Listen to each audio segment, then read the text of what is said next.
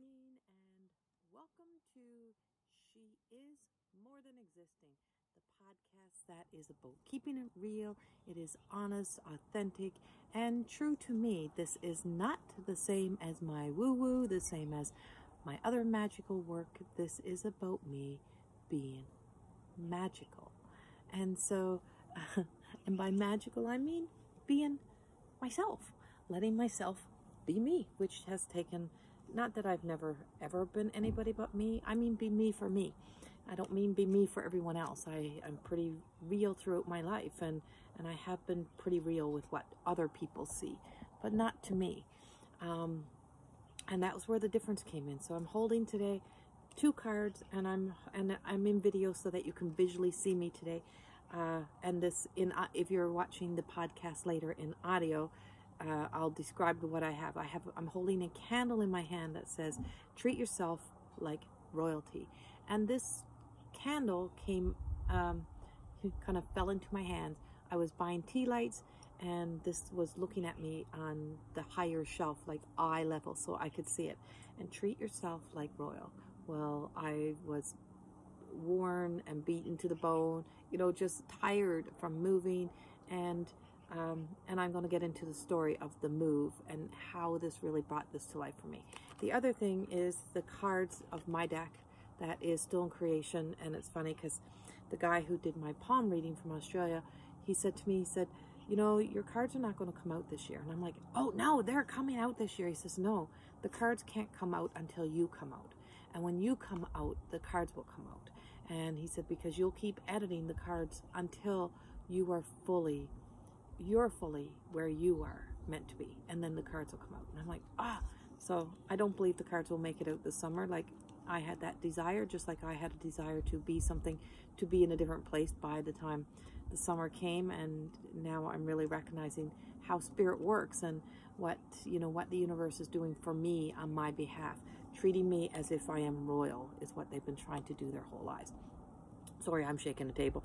And so the card that came out that they made me choose kind of from the deck, I actually sorted through. I didn't shuffle these and magically they appeared, but it was the Eye of the Beholder, which is Queenie, and it has 3 beautiful women, but they all have a different color. One's in like a pinky purpley, the other one is green, and the other one that's walking forward is in her in her light, like you can see the full image of her. She's not behind, she's walking forward, and in front of her there's a heart, and the heart is the rainbow color.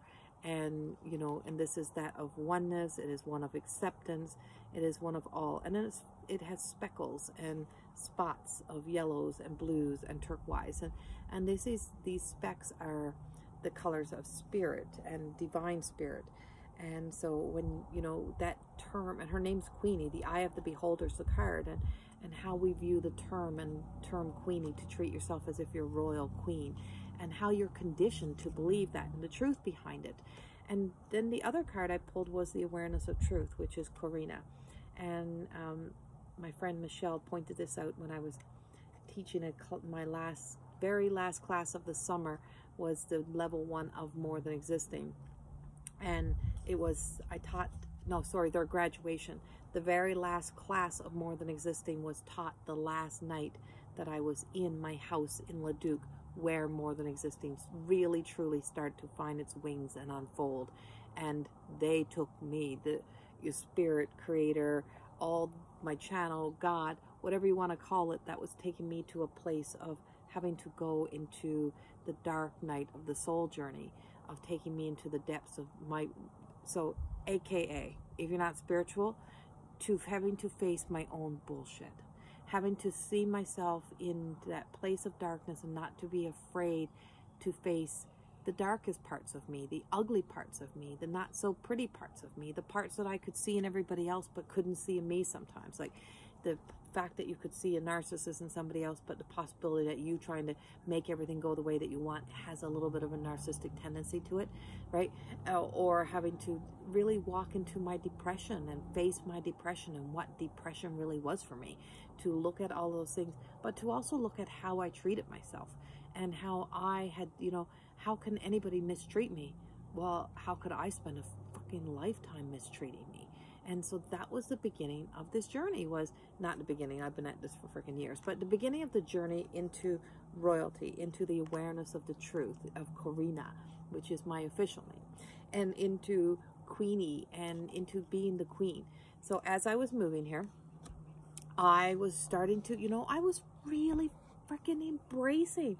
I was embracing the journey. I was embracing the fact of really starting to treat myself as if I'm worthy, to say, you know what, I know it's going to cost money, and, it's probably money I don't have, but it's money that's going to be well worth it to not move and to be exhausted, worn out, to trigger my neurologically body from jumping all over the place. I'm going to do what I should do. I'm hiring a cleaning company, I'm hiring a moving company, and I'll do my packing and get everything packed. But they'll come in and they'll do everything that needs to be done, and I will just move out. And I'll get to my new location. They'll put everything into the rooms, and it'll be great. I won't, that the day of moving will not be so stressful. I will not have to do all this work. I'll be able to just go do the things that I need to do, get last minute things done, and everything else will be done for me. That's kind of a little bit of what royalty really means. Stepping into that place of just asking for help, using tools. Professionals are there for a reason. And I always say that in my own work. I say that as a hairdresser. Yes, you may be able to Google or YouTube how to cut your own bangs, but should you cut your own bangs? No. And your desire to cut your own bangs is your desire to prove. It's ego. It's your desire often to prove to somebody that you're as good as the hairdresser. But you didn't go to school. You don't know the chemistry. You don't know hair. You don't know the movement. You don't know the flow. You don't know all of this stuff. But so just because you can pick up a pair of scissors and just because you can YouTube it doesn't mean you're good at it. And that's the truth. And so that's you trying to be ego, not trying to be queen. And that's where we got that whole sense of the misunderstanding. Just like we have the misunderstanding of being spiritual or to be awakened, right? We have terminology. We have what we've been conditioned or told what things are. If you say, you think you're a queen. So those words were often used on me over the years of, oh, here she goes, being a queenie, thinking she's all that, thinking she's special. Or, it's like those were, knockdowns based on the people that were in your life that had their own insecurities based around people who were perceived to be rich, to be well off, to be doing well. And so those, when they view that, they had such a negative, if you're raised poor, you were born poor, you were born, no one was born poor. If you're raised in poverty and poor, and that's all you heard, is those people on the other side of the tracks, those people that think they're better than us, those people got money, think they're this, and they think they're that. Or those people, or you see a woman who's all dressed up and she's treating herself well and she's kind to herself. Who does she think she is, right? And those thoughts get stuck in your head. So you always try really hard. I'm always trying, it was that sense of, you're always being of service to everybody. So, you wouldn't want anyone to think you're trying to be anybody else. But I had this hyper independence, and I spoke about this in one of the podcasts before this, where I hate to depend on anybody.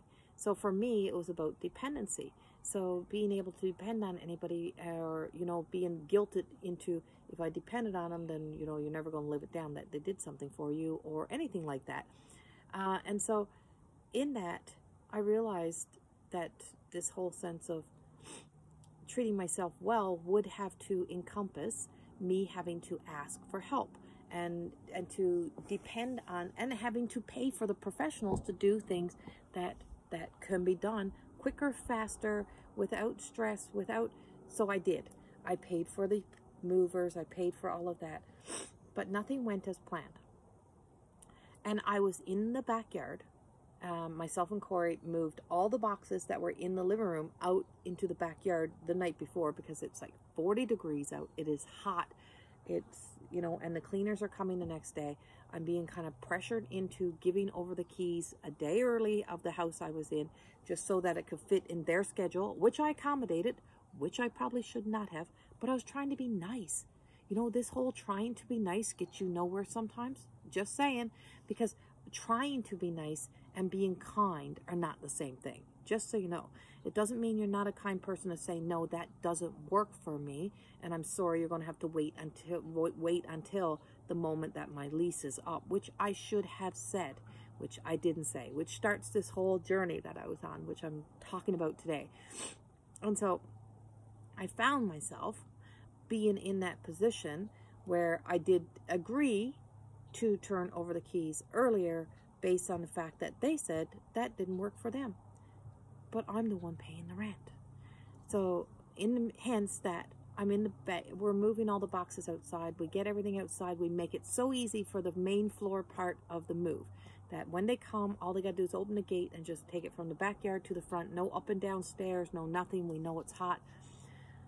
Well, when the movers get there, they start assessing and they're like, oh, well, there's more boxes. We didn't notice these boxes. I'm like, I kind of said it's a 3-story house. There's boxes, there's furniture, there's this, there's that. There's an office in this house. Oh, well, we don't know if we can take it all.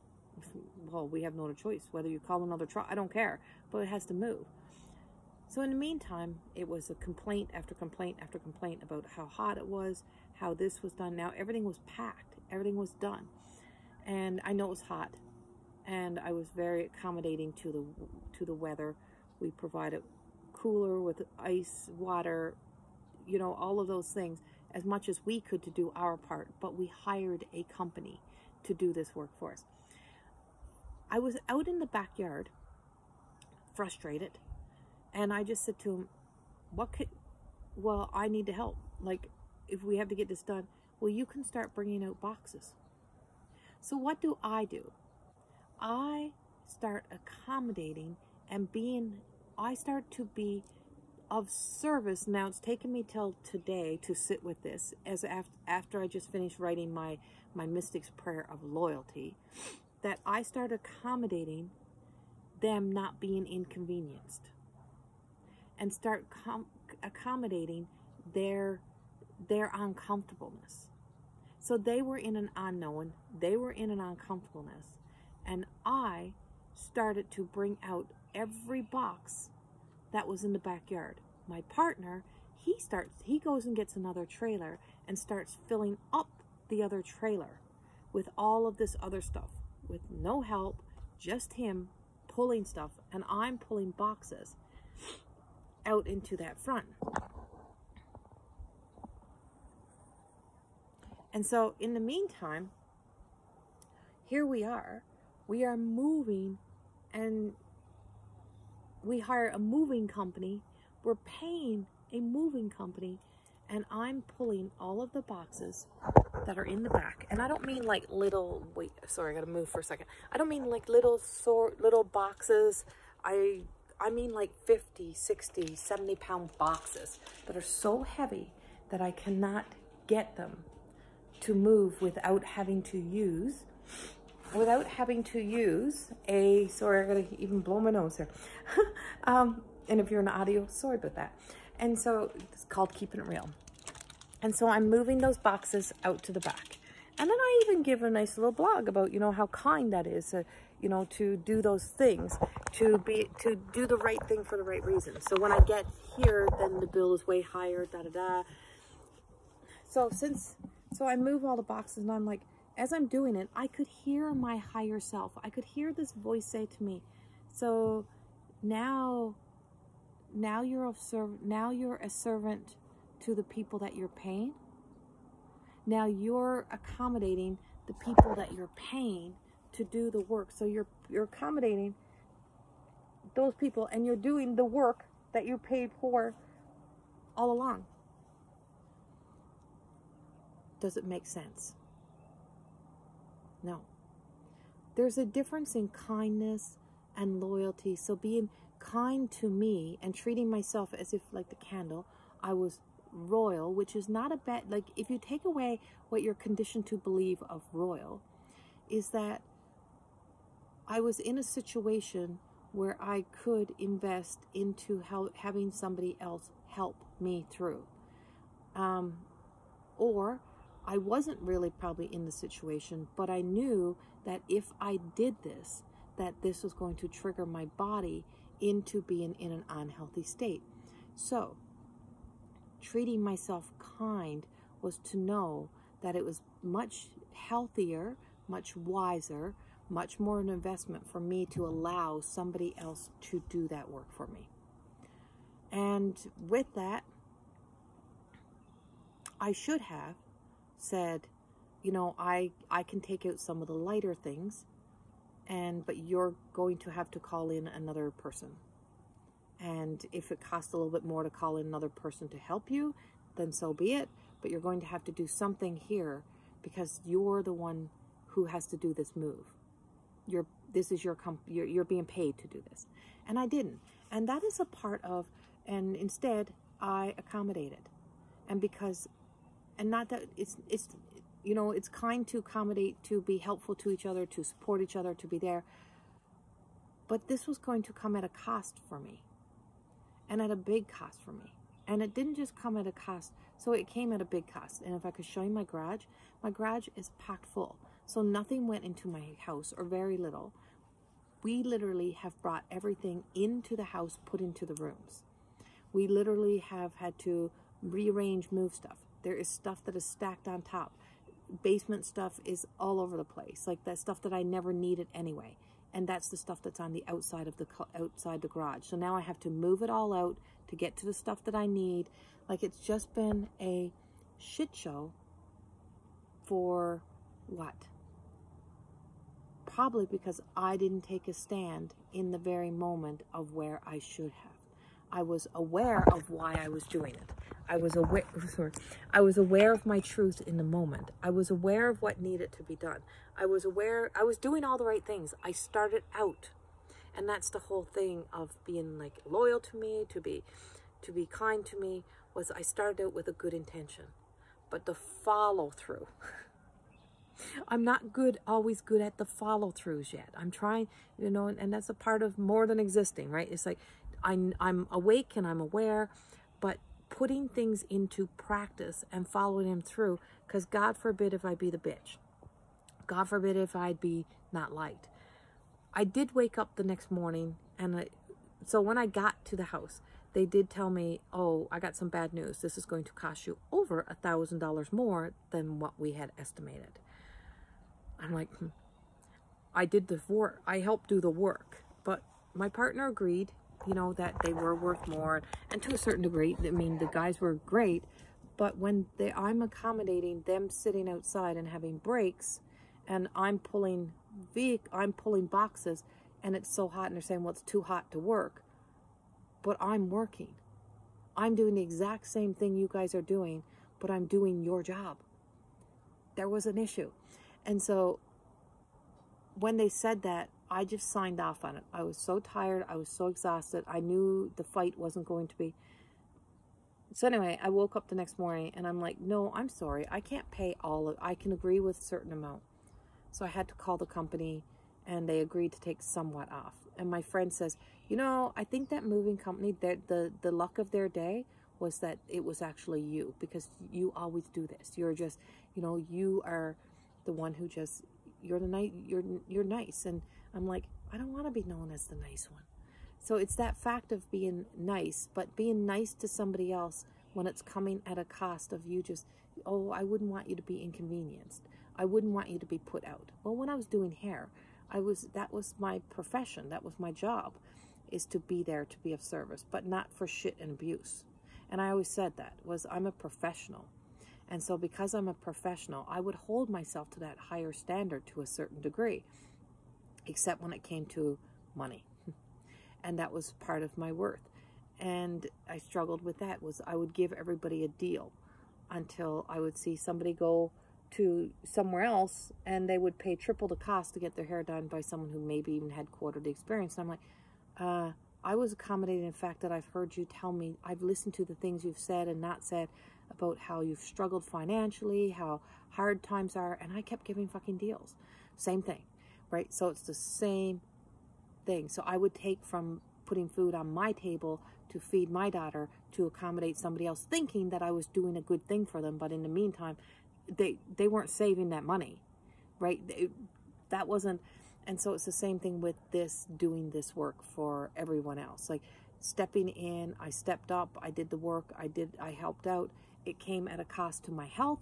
It came at a cost to me financially, and it came at a cost to setting me back in a way. Well, I guess the win was being able to to do this podcast, to also a big learning lesson, but at the cost of my body, at the cost of now my hip is pulled out, my back's pulled out. And I said to the mover, I said, I'm really not supposed to be moving this.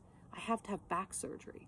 I'm not supposed to be lifting anything. Like, my hip and my back are, but I have to help. He's like, yeah, I need your help. Hello? Who was talking there, right? And so that was my higher self speaking to me on such a level. So the Queenie card, the awareness of truth, comes out as the eye of the beholder. How do you see yourself? If you treat yourself like this, or you allow everyone else to treat you like that. And I would say I don't tell the story anymore of, oh, this is how everyone else, this is what I allow everyone else to do this. No, this is not what I allow. This is what I do. And here's the difference. When you so during More Than Existing, during the dark night, so I had to face my own bullshit.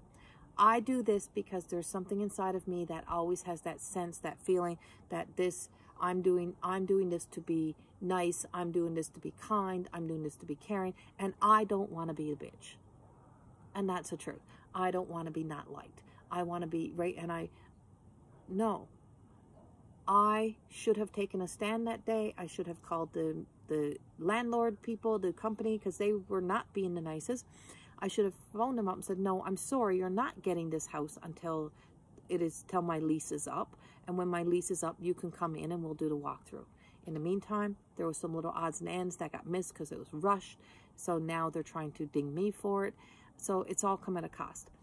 The move, all of those things, because I operated on my lower vibrating energy. I went into my emotional self. I went into the stories. I went into the fear.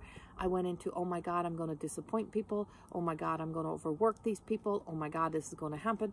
No, if I had to respect myself enough, which is what royal is, if I had to have enough respect for me and still respect and be kind and be a good human to the other people, not to treat them like they're garbage, because dignity to humanity is a freaking must, and they're worthy of their pay, their worth, and that's why I wouldn't argue them getting paid what they're worth for the work they were doing.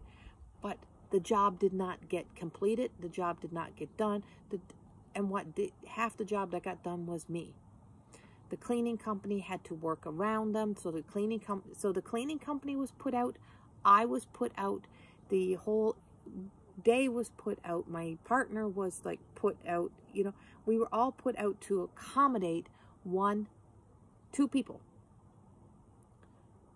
and a move. And so that was a huge lesson for me. So today, as I sit with a torn hip, with my back out, with me trying to get my body back into alignment, I've really truly wrote my power of prayers the week about loyalty, really around that essence of, if my highest self is actually that valuable, worthy, then why am I never treat myself as if I am worthy of that? So the moving company, I said I could have rented a U-Haul, gathered some friends and buy some boxes of beer, and the job would have been done better. But I didn't. I hired a moving company. And if I had to step into being royal, if I had to step into being worthy of to wear my crown, to put my crown on, instead of becoming the peasant to the servant to the moving company, instead of being, on their call, on their beck and call and accommodating that, I wouldn't be where I am right here now today. So this is a lesson to us. This was a lesson to me. This was something that I learned, that I could still treat people with respect and dignity and be kind. I provided water. I provided ice. I did all of those things. I did not take a stand for me. I did not put myself up on the awareness of Corrie and the situation that I am in, and why I do the things that I need to do, why professionals are there, and all of those things. I did not place myself up on my throne. I did not put my crown on. I did not step in. I treated myself as if I was kicking the fucking garbage can. I apologized 10 times over to the people all day long. I apologized to the freaking company, the rental company, who you know, ethically were and legally doing things that are not to in the, you know, in a standard that aligns to my code of ethics of how I would run my business. And instead of saying no to them, I said no to me. And I said, it's okay, Corrie, like, just let it go. And as I sat with this, I sat with a sense of amazing joy in my heart without getting that kind of angry, but recognizing something. So full circle around, circle it all the way back to right here, right now, is if I had to move beyond the emotional stories, the past history of who I used to be, of how I used to do things, and I had to step into being the professional Corina, you know, the professional of everything that I have done, learned, teach. If I had to step into her and allow her and not allow the fear of not being out on time to accommodate somebody else, or the fact that I didn't want two men to have to be put out, to be made uncomfortable, whatever that was, if I had to step up and step into my light, step into who I was, I would have said no, make it work. I would have just walked away and said, nope. I would have called the company and said, no, nothing is happening until 12 tomorrow, and you guys will make sure this move is happening, whether you have to get another truck, whether you have to do whatever, but I'm not lifting those boxes. I'm sorry for you're working in the heat today. I'm sorry for those. I will buy food. I will buy Slurpees and slushies, and I did all that. And, you know, I will do the things that need to be done to help you, but I'm not accommodating by placing myself as being the servant to you so that you don't have to work as hard, so that you don't have to do your job, because I always have to do my job, and I always have to show up. And that's a truth. So treating yourself as if you're a queen, to be worthy, to be royal, to be loyal, to be honest, to be kind to you. Go beyond what you're conditioned to believe. Go beyond the fear stories of, go beyond everything that you heard, and know that what that means is to not be kicking yourself like a garbage can, to not be the dumpster, to not be the one who's always the one left holding the bag, left put out, left feeling like garbage, and left feeling like, no, that's not what we do. So to be kind to you may be putting that crown on. And so today and each and every day, put your crown on. And don't let the fact that you have to speak up, speak out, be a voice, say no, and not feel guilty. Don't let those things allow you to, you know, be concerned if someone's going to like you or not, or that you're going to be doing, you know, that you're going to be of service to everybody.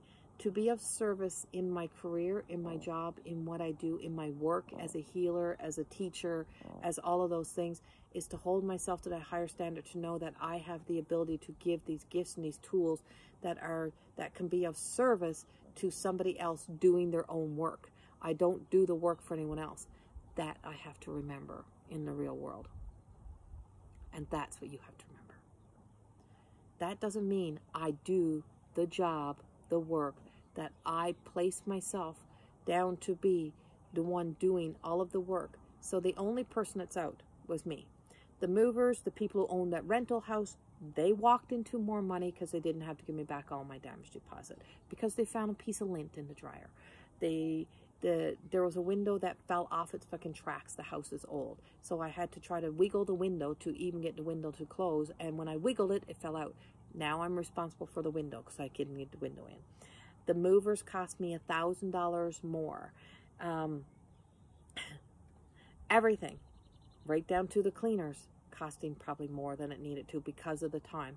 And I get that. They really, truly, that woman was amazing. She accommodated everything to help me. And anybody watching this and you're in Leduc, it was Leduc Cleaners. And she was amazing. And her name's Tracy. And she was amazing. And so all of that cost me more. And to top it off, my health. All because I thought I was going to be nice, to be kind, but I heard loud and clear, you are paying for this. And I paid, and I paid. And so to mistreat yourself, to treat yourself like you're not worthy, to treat yourself like you don't matter, to treat yourself like you don't care. I started out with a really good intention. And this is being recorded on the Cancer new moon on June the 10th. So with an intention, to set the intention, I'm going to be more royal and loyal to myself.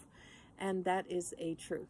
So the intention of this and this whole my intention of this podcast was so that you could really truly recognize I always say in all my writings, and I'm not a writer, I'm, someone who's creative. And so I create books so that through my words, you can take my words and turn them into your story. You can see your life, and that you can see the areas where you may do this in your world, in your life, so that, you make somebody else's world so comfortable. So royal, loyal is my new way to treat myself, because I have to become the queen of my life.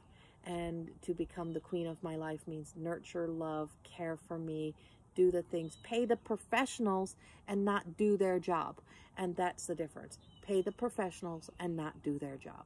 To call in the help, to not to be hyper independent, to ask for help, to ask for guidance, to ask for assistance, to ask for what I need to be met. And that includes from the higher consciousness, from God consciousness, from the spirits, from those who've passed before us.